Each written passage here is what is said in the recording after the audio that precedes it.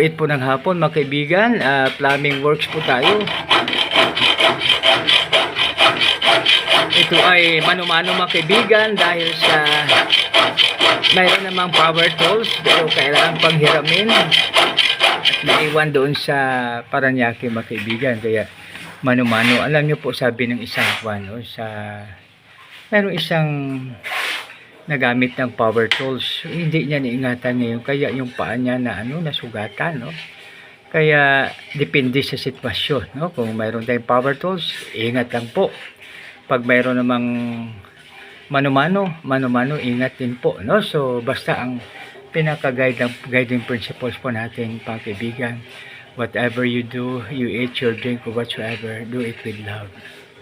Yan mga kaibigan, walang galit, walang tampo, wala kung ano-ano pa man. And siyempre hingi tayo ng guidance kay Lord, wisdom, para ang mahirap ay maging madali. Isang magandang hapon sa lahat. God bless us all.